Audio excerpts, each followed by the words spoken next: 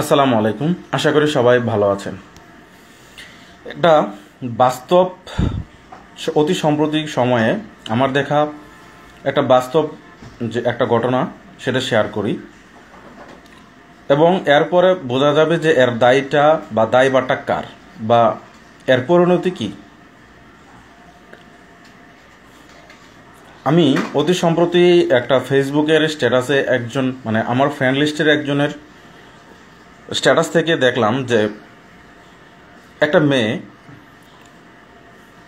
তার ফেসবুকে আক্ষেপ করে বলছে যে তার 3 বছরের যে এই রিলেশনটা শেষ হয়ে গেছে এবং পরবর্তী সময়ে আবারও যে ছেলেটার সাথে রিলেশন ছিল ওই ছেলেটার রিলেশনের যে ছেলেটার ছবি সহ এবং তার যে কয়েকটা ছবি একসাথে ছবি তোলা এইগুলো পোস্ট করে এবং মেয়েটি যে রিলেশনটা যে নষ্ট হয়ে গেল এটার জন্য খুব মনক্ষুণ্ণ। তার যে অস্থিরতা, তার যে মানসিকভাবে বিপর্যস্ততা, এই বিষয়গুলো কতক্ষণ পর পর ফেসবুকে শেয়ার করছে। সে মানসিকভাবে বিপর্যস্ত, এই ছেলেটার সাথে 3 বছরের রিলেশন, এই ছেলেটা তার কাছ থেকে মুক্তি পেতে চায়, মুক্তি তাকে দিয়ে সে চলে গেছে, এমনভাবে অনেক কিছুই সে ফেসবুকে আপলোড করছে এবং তার যে অনুসারীরা রয়েছে তারা বিভিন্ন ধরনের মন্তব্য ওই পোস্টের নিচে করছে। কেউই সান্ত্বনা দিচ্ছে, কেউই বিশ্রীভাবে কথাগুলো বলছে, যে নেগেটিভলি অনেকগুলো কথা বলছে এবং অনেকে সান্ত্বনা দিচ্ছে, যে অনেকেই ছেলেটাকে দোষছে, অনেকেই মেয়েটাকে দোষছে, নানানভাবে কমেন্টসগুলো আসছে। সে এতটাই বিপর্যস্ত এবং সে ওই ছেলেটাকে ছাড়া যে তার যে সময়টা কাটছে কিভাবে, এটাও কিন্তু সে ফেসবুকে উল্লেখ করছে। এবং আমি এই যে ধারাবাহিকভাবে আমি যখন ওনার ফেসবুকের এই পোস্টগুলো দেখছিলাম তখন এতটাই সে বিপর্যস্ত, সে ডাক্তারের কাছে যাবে। সে তার যে এলাকা, আমি এলাকার নামটাও বলি সঙ্গত কারণে, আমি ওই মেয়েটার নাম বলবো না বা এটা বলবো না, যশোর সম্ভবত বা যশোর সম্ভবত বা হ্যাঁ এরকমই একটা জায়গা।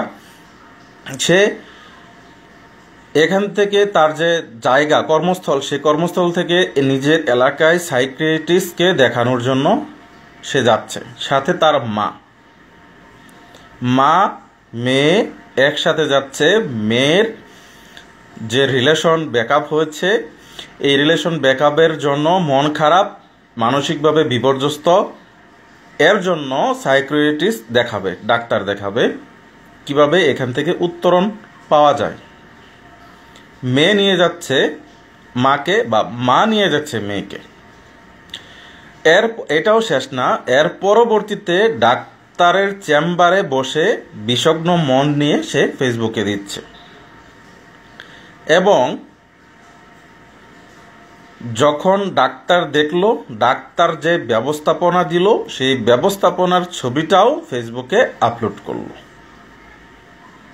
তাহলে আমি এই কথাগুলো যে ভেঙে ভেঙে বলছি, এই কথা ভেঙে ভেঙে বলার যে কারণ সেটা হলো এই যে ব্যবস্থাপত্র দিল, এই সবগুলো ধারাবাহিকভাবে সে ফেসবুকে দিচ্ছে বা সোশ্যাল মিডিয়ায় দিচ্ছে, যার মাধ্যমে তার আত্মীয় স্বজন, পরিবার পরিজন, পাড়া প্রতিবেশী কিংবা তার যে ভক্ত অনুসারীরা রয়েছে তারা কিন্তু সবাই এই যে তার যে জীবনের যে বিধ্বস্ত যে একটা ঘটনা, এই ঘটনা কিন্তু সবাই জানছে এবং বুঝতে পারছে। জীবন কিন্তু এখানেই শেষ নয়, যে এটা এখানেই শেষ হয়ে গেল, ব্যাপারটা এরকম না। এই যে প্রুফড বা এই যে প্রমাণ যে 3 বছরের রিলেশন, 3 বছর রিলেশনের পর ভেঙে যাওয়া, মেয়েটার বয়স সম্ভবত 27 বা 28, তাহলে এই যে মেয়েটার যে পরবর্তী সময়ের যে একটা জার্নি, যে জার্নিটা একটা বিয়ে, এটা এই যে যে একটা ডকুমেন্ট থাকলো, আত্মীয় স্বজন বা যারা কাছের মানুষজন আছে তারা জানলো, এটা কিন্তু ডকুমেন্টটা শেষ হয়ে যাবে না। পরবর্তী সময়ে তার যে যদি কখনো বিয়ে শাদী করে বা বিয়ে শাদী হয়, হবেই স্বাভাবিক, তখন পরবর্তী জেনারেশন পর্যন্ত পৌঁছে যাবে যে তার জীবনের এরকম একটা ঘটনা ঘটেছিল। তাহলে এই যে যে একটা অবস্থা, এই যে যে একটা মানসিক বিপর্যস্ততা, এর জন্য দায়ীটা কে? আসলে দায়ী কোনটা? আজকাল এখন চাইলো আলাদা হয়ে গেল এবং মা মেয়েকে নিয়ে ডাক্তারের কাছে গেল।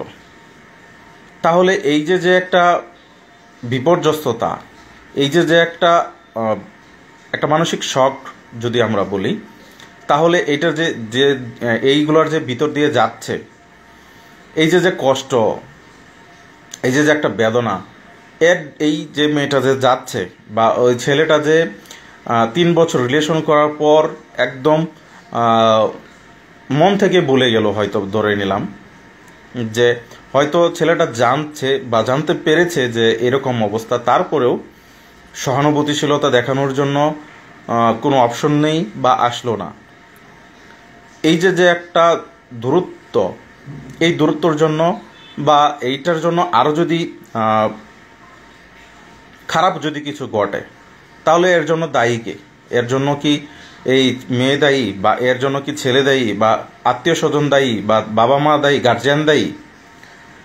28 বছরের বয়স, তাহলে যদি 3 বছর মাইনাস করা হয়, তাহলে 25 বছর থেকে তাদের ভিতরে একটা সম্পর্ক ঘটে যাচ্ছে। আমরা যদি দেখি যে এই সম্পর্কটা কিন্তু টিনেজারের সম্পর্ক নয়, একটা প্রাপ্তবয়স্ক একজন ছেলে বা মেয়ের একটা প্রণয় বা সম্পর্ক।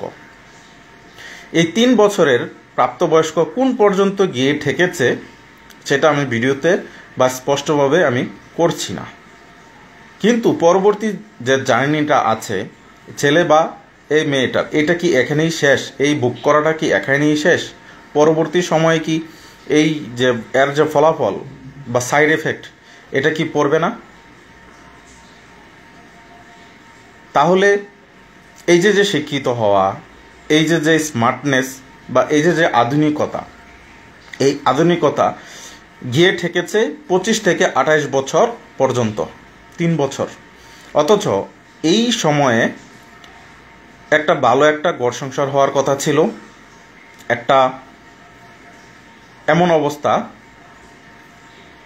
যে স্বামী সংসার বা সন্তান নিয়ে ঘর সংসার করার কথা ছিল, বা ছেলেটারই একটা পজিশনে যাওয়ার কথা ছিল, তারও একটা ঘর সংসার করার কথা ছিল।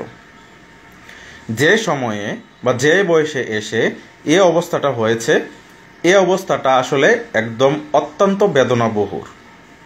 এবং কি পর্যায়ে এসে একটা মেয়ে এমন অবস্থা হয় এবং যাকে নিয়ে ডাক্তারের শরণাপন্ন হতে হয়, তাহলে কি পরিমাণটা দখল গেল? এই অপরাধ কি? এর অপরাধটা কি আসলে রিলেশন করা? এর জন্য দায়ী কি এই মেয়েটা বা এই ছেলেটা? এর যে শেষ, এর শেষটা কোথায়? শুধুমাত্র এইটা যে একটা মেয়ে বা একটা ছেলের ঘটনা এরকম না, এটা প্রতিনিয়তই আপনার বা আমার আশেপাশে অসংখ্য উদীয়মান তরুণ তরুণীর যে একটা যাত্রা, বয়সের যে একটা জার্নি, এই জার্নির ভিতর দিয়ে যাওয়া, যে স্বাস্থ্য বা দৈহিক যে অবক্ষয়, এই অবক্ষয় আশেপাশে আপনার সকল অনেক তরুণ তরুণীর। এর জন্য দায়ীকে, এর উত্তরণ কি, এর প্রতিকার কি বা প্রতিশোধটাই কি? আসলে কি এভাবেই মানে হাজারো তরুণ তরুণী এভাবেই তার জীবনগুলো বিলিয়ে দেওয়া হয়, বা অনেক সাইকিয়াট্রিস্টের কাছে শরণাপন্ন হতে হয় শুধুমাত্র এই জিনিসটার কারণে? এর শেষ কোথায়? বা কি করলে এখান থেকে ফেরত আসা সম্ভব আমরা সকলেই জানি। কিন্তু বর্তমান যে সিচুয়েশন বা বর্তমান যে আধুনিক নগরায়ন স্মার্টনেসের যুগ, এই যুগের ভিতরে একজন তরুণ বা তরুণীর এই যে তার বয়সের যাত্রা এটা স্বাভাবিক, কিন্তু যার জীবনে ঘটে বা যে এর ভিতর দিয়ে যাচ্ছে বা যায় সেই বুঝতে পারে যে এর মানসিক তীব্রতা কতটুকু। যেমন মা মেয়েকে নিয়ে মেয়ের ব্যাকআপ হচ্ছে, এর জন্য সাইকিয়াট্রিস্টের কাছে যাচ্ছে, সেই পরিবারটাই বুঝে, সেই পরিবারটাই জানে। সবাই ভালো থাকবেন এবং সুস্থ থাকবেন। আসসালামু আলাইকুম।